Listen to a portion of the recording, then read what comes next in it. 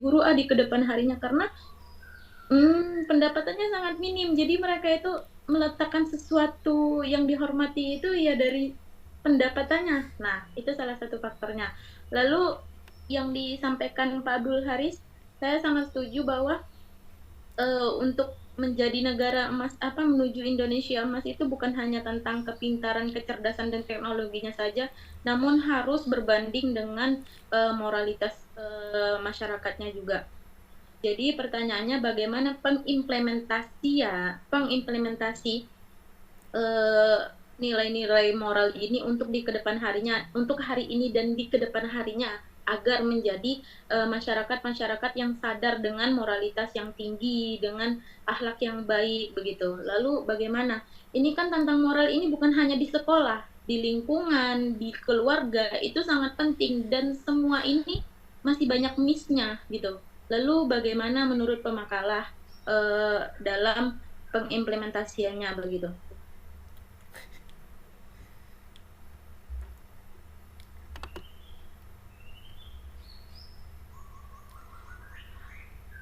Ini sebenarnya yang lebih cocok jawab seperti ini guru-guru ini, Ustadz Abdurrahman itu.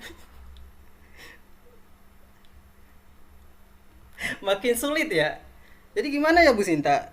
Jadi jawaban saya sih rumit Bu Sinta. Karena apa? Ada banyak faktor yang mempengaruhi hal ini. Jadi tidak bisa kita merubah di satu sisi. Misalkan harus dari, ya saya kasih ini dulu lah. Yang pertama dari sekolahnya dulu. Tadi kan Bu Sinta udah sampaikan. Jadi kadang tolak ukur seseorang itu terhadap guru apa tolak ukur guru itu terhadap pendidikan itu kan kadang-kadang dari em, em, itunya gajinya atau apa ya istilahnya ya, em, kompensasinya. Jadi kalau mau membuat guru itu kembali kepada fitrahnya sebagai seorang pendidik yang baik dan benar, ya kita harus pihak sekolah juga harus memperhatikan juga kesejahteraan guru. Saya pernah dengar dulu Ustadz Abdurrahman itu pernah menyampaikan bahwasanya bagaimana agar guru itu bisa fokus di sekolah. Jadi semua kebutuhannya harus dipenuhi dulu. Jadi jangan sampai karena ada beberapa kasus itu seperti yang pernah saya rasakan itu ada guru itu yang ngajar sampai 3 sekolah. Guru MTS ngajar di 3 sekolah. Kadang-kadang datang ke sekolah itu telat beliau. Kenapa? Saya belum bisa keluar kalau belum nyelesain ini dari sekolahnya yang pertama. Artinya ini kan mempengaruhi proses belajar. Apalagi kalau guru itu guru-guru agama atau guru-guru yang membahas masalah akidah, akhlak sebagainya. Nah, ini kan mencontoh yang buruk bagi anak-anak yang ada di situ. Artinya apa? Kalau mau membuat perubahan bagi generasi muda itu ya perbaiki dulu gurunya. Artinya perbaiki dulu cukupkan dulu segala fasilitas yang dibutuhkan gurunya agar guru itu tidak ngajar di 3 tempat. Kasihan guru itu kalau ngajar di 3 tempat. Itu yang pertama. Terus yang kedua, ya susah sih kalau mau merubah langsung pola pikir anak-anak di zaman sekarang itu. Karena apa? Anak-anak sekarang itu udah terkontaminasi sama teknologi. Kadang-kadang hal-hal yang buruk dan yang sangat buruk yang bisa mereka lihat itu ada di media sosial. Ya kecuali anak-anak itu tinggal di tengah hutan sana nggak dikasih HP, itu bisa.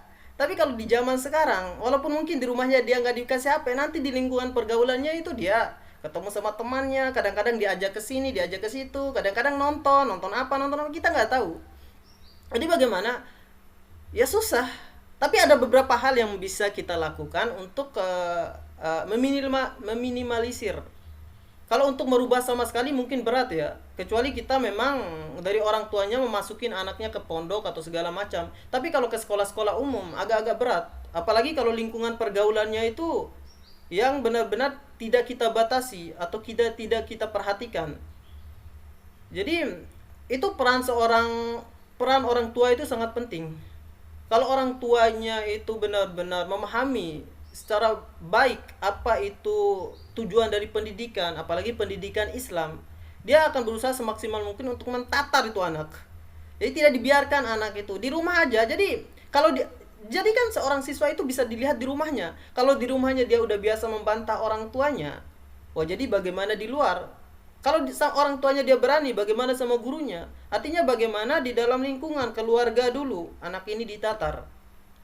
Percuma kita mau ngomong sampai malam juga kalau seandainya di lingkungan rumahnya dia berantakan, atau lingkungan rumahnya broken home, atau lingkungan rumahnya tidak sejalan antara orang tuanya yang cewek sama laki suka ribut, suka ini suka itu yang biasa membuat mental anak itu rusak. Sehingga dia terbiasa ngikutin pergaulan-pergaulan bebas itu, yang biasa dia ngikutin sesuatu perilaku yang buruk di luar sana. Jadi kalau mau merubah seorang anak itu rubah dulu dari yang paling kecil itu lingkungan rumah. Terus di lingkungan sekolah, insya Allah sih di setiap sekolah itu pasti menanamkan akhlak moral, menjunjung tinggi akhlak dan moral, imtak, ilmu dan takwa. Tapi bagaimana? Kadang-kadang kan ya kembali lagi ke guru tadi. Kalau gurunya tidak kita fasilitasi, kesejahteraannya kita tidak penuhi. Jadi girahnya untuk mengajar itu hanya menggugurkan kewajiban aja. Bu Sinta kan seorang guru, pasti tahulah seperti itu. Saya bukan guru. Jadi seperti itu. Kadang-kadang hanya menggugurkan kewajiban aja. Saya nggak mau tahu dia pintar apa enggak. Ketika saya mengajarkan adab, misalkan adab seorang guru itu apa, adab seorang murid terhadap guru itu seperti apa, adab seorang murid terhadap orang tua itu, terhadap teman sebaya dan lain sebagainya, saya hanya sekedar menjelaskan, tapi tidak bermakna apa yang saya sampaikan itu ke anak-anak. Karena memang saya tidak punya keikhlasan dalam menyampaikan hal itu. Nah itu secara langsung itu akan sulit ditangkap oleh anak-anak. Apalagi memang kalau anak-anaknya memang udah biasa heboh di kelas. Nah itu kacau itu. Ketika gurunya menjelaskan ya jadi seperti itu. Yang pertama dari orang tuanya, yang kedua dari lingkungan sekolah, dan yang ketiga dari lingkungan pergaulannya. Orang tua apa di rumah anak ini udah diatur, di sekolah dia mendapat bimbingan yang bagus. Makanya kadang-kadang kita kalau memilih sekolah itu sekolahnya harus agak bagus. Misalkan kayak sekolahnya Ustadz Abdurrahman itu bagus. Kalau kita memilih sekolah itu hanya dilihat dari murahnya, wah kacau. Karena ada beberapa sekolah murah itu, ya karena namanya juga sekolah murah ya. Kebanyakan anak-anak itu dibuangnya di situ. Nggak masuk ke sekolah-sekolah tinggi, dibuang di situ. Jadi anak-anak buangan itu biasanya ada di sekolah-sekolah murah itu. Apalagi yang sarana dan prasarananya juga masih terbatas. Biasanya ini kacau nih. Biasanya lebih banyak geng di situ. Nah, salah satu caranya untuk mengantisipasi hal itu, ya kita harus cari sekolah yang benar-benar mumpuni. Baik dari segi pendidiknya, kurikulumnya, dan lain sebagainya. Dan yang ketiga, kalau semua hal ini udah diterapkan, dari lingkungan keluarga, terus sekolahnya yang mumpuni. Yang ketiga, dari lingkungan pergaulannya. Nah, di sini tugas orang tua itu seperti apa? Orang tua itu benar-benar harus membatasi pergaulan anak-anak itu, tapi bukan juga dikekang. Artinya harus bisa memilih dan memilah siapa aja nih teman-teman bergaulnya. Kalau dia bergaul sama si A yang notabene di lingkungan itu dikatakan dia itu rusak, ya kita harus bisa semaksimal mungkin agar jangan sampai anak-anak itu terjerumus apalagi bergaul dengan orang-orang seperti itu, karena ini akan menghancurkan moralnya. Jadi seperti itu. Kita juga harus pintar memilih anak-anak untuk menjadi teman-teman bergaul anak-anak kita. Jadi seperti itu sih Bu yang dapat saya sampaikan. Selebihnya kalau tiga aspek ini udah terpenuhi, rumah, sekolah, sama lingkungannya udah terpenuhi, insya Allah anak itu bakal jadi baik. Saya ngasih contoh kecil ya. Ada beberapa kenalan saya itu, dia itu bukan dari pondok, dia juga sekolahnya sekolah umum, tapi akhlaknya bagus.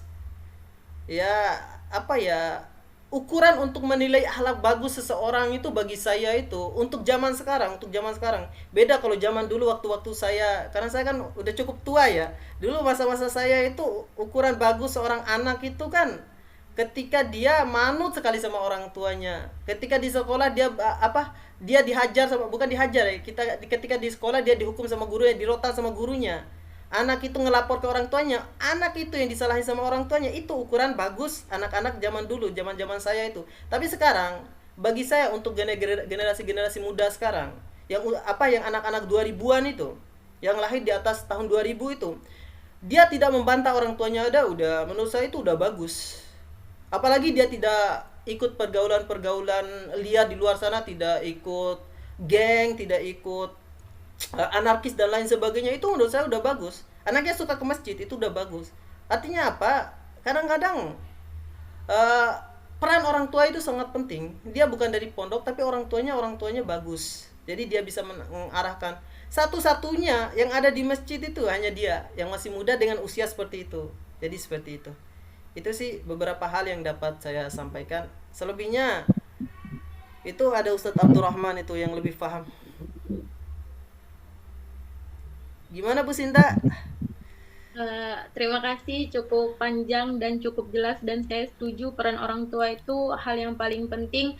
Dan saya apa ya, beberapa beberapa waktu terakhir ini tuh sering dengerin tentang parenting, dan ada satu perkataan yang sangat menarik bahwa parenting itu bukan tentang kita mengasuh anak, tapi parenting itu bagaimana kitanya yang dididik untuk mengasuh anak. Jadi benar sih adanya kayak orang tua itu yang paling penting di rumah dulu, yang paling baik. Kalau di rumah udah baik, jadi insya Allah baik semuanya. Terima kasih. Saya izin menambahkan boleh nggak? Ya, silahkan Bu Siti. Iya, untuk terkait bagaimana moral kita sekarang gitu ya, karena banyak siswa yang melihat guru itu gajinya kecil gitu ya. Kita perlu